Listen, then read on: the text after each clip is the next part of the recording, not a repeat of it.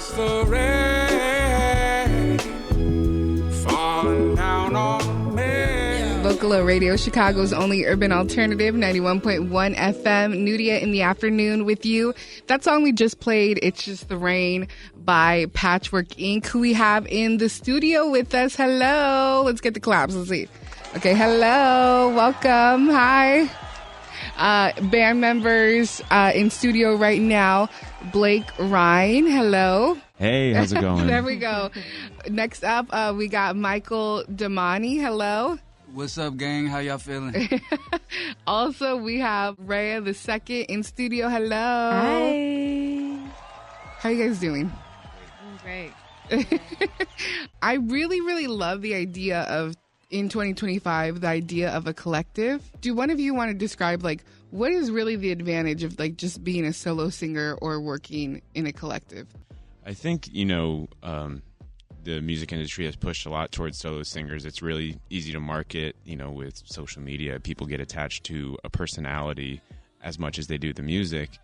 And working as a collective, I think there is an opportunity to lift each other up and, play to each other's strengths and not have to carry the weight all by yourself. And I think that's what's really fun about working with other people and sometimes, shifting the energy away from yourself and letting somebody else shine.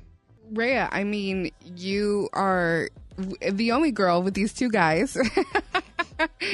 I was going to say, have you been in, like, girl groups before? I feel like a lot of singers have done, like, a girl group thing, or, like, when it comes to, like, working as a collective or making music, do you feel like a really big difference? Not really, but I think that it ultimately just depends on who you're working with.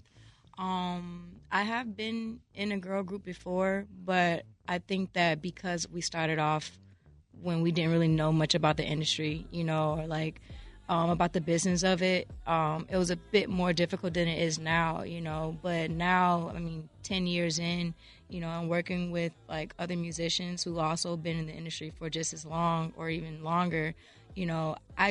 Like you were saying, I definitely feel uplifted. I feel like I am being supported, by like people who are knowledgeable and are able to just make it a lot easier, especially being an independent artist. It's a lot of work, This is the first project that I've been a part of that, like, I haven't had to wear so many hats, to just like make it happen, and like good quality work too. Michael, I heard you a little bit before we came on air. You were singing, you were harmonizing.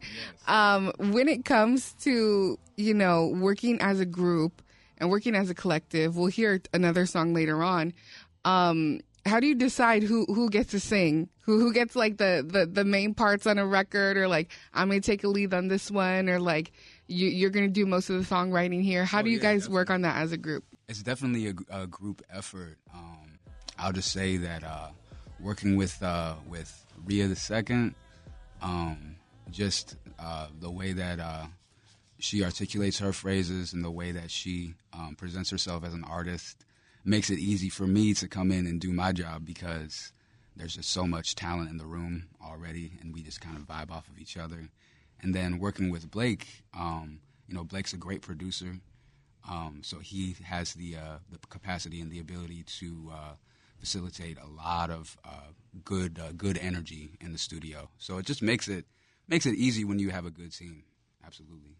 How did you guys all meet? Well, I kind of met them separately. I met Damani. I saw him singing with, what was the group you had with Wyatt? It was called the Spanks. Yeah. That was not the name that I chose. But we were called the Spanks. Yeah.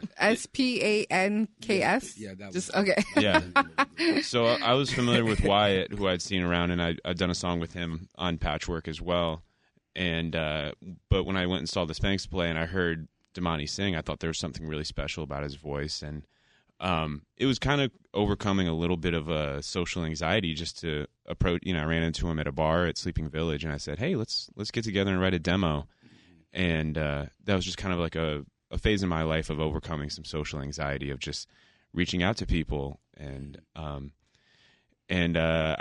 met Rhea maybe around that same time through a friend, Melvin Knight, who's a really talented singer, producer, and yeah, the song you're going to play later in the show was actually the first afternoon I met Rhea, and we got together. And, wow, really? Yeah. Okay, just so everyone knows, I love this song. I really love this song. Yeah. And you guys had just met? We met that afternoon, and, you know, getting together and writing songs like this was like something I spent some time in LA, and that's like a huge part of the kind of like songwriting culture out there is they just call it like a session, and you meet up with a stranger and you write a song.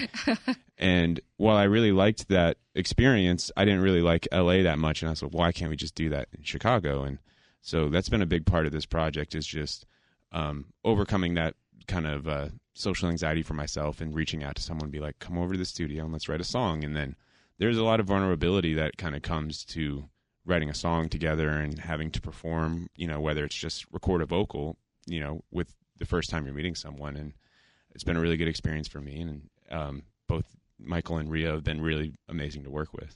And now, Rhea, does it feel like, I don't know, kind of when you work with people, does it feel like a first date a little bit? Like, you know, you're like, is this going to work? Are we going to like be good together? You know? Not really. I don't know. I just go in and be myself, and, you know, I just vibe. I try to really go off the energy of the other person, you know?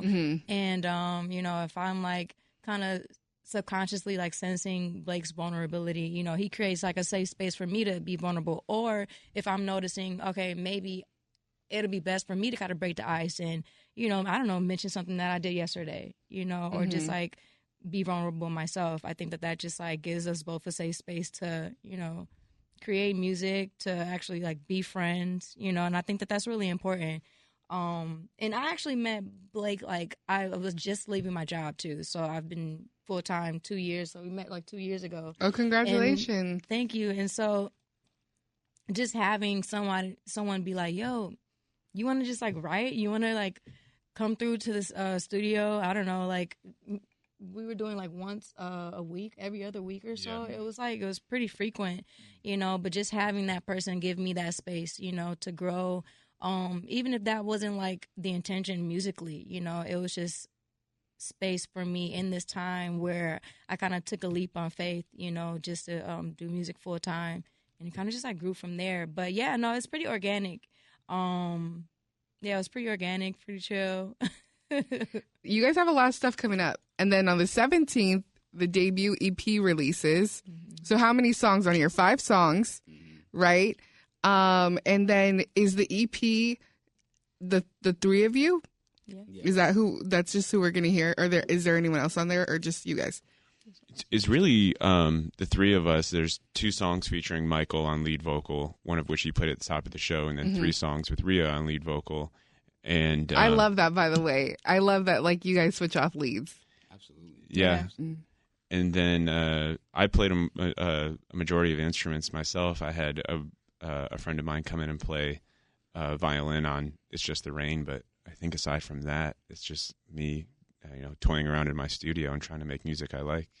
And then, you know, Rhea and Michael blessing them with beautiful vocals. That's amazing. I'm excited for you guys. Thank you so much. much. I'm excited too. Could we get some details now? This, out of the songs that I've heard so far, this one I really, really loved. It was really, really catchy. I'm excited we're going to play it when we end this interview, On and On. What exactly, how did this song come to be? Could you give us some like background details?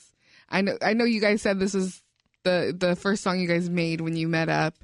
Is there any like fun facts about this sesh? Man, maybe I do think Melvin Knight brings like, I think he was the kind of like lubricant to make this song happen. I mean, we wrote, you know, all the lyrics and stuff in a fairly short period, like just one afternoon, and recorded, I think, all the vocals that afternoon too. And I think having him be the kind of like conduit between me and Rhea was really helpful. I mean, I made that instrumental probably earlier that week, and, you know, somewhere between like a Michael Jackson off the wall type thing with a little bit of this group Salt, who from the UK, who's like one of my biggest inspirations. And yeah, it came together really cool. I think one of the elements of the song that I like is it's kind of through composed from a vocal standpoint. There's no refrain in the vocals, and so there's not like a proper chorus. It's really just kind of keeps going on and on. That's right. That's right. No pun intended. Well, thank you so much. Who wants to introduce a song? We'll drop it right right here on Vocalo. You're listening to On and On by Rhea the Second and Blake Rhein. Patchwork Inc, baby.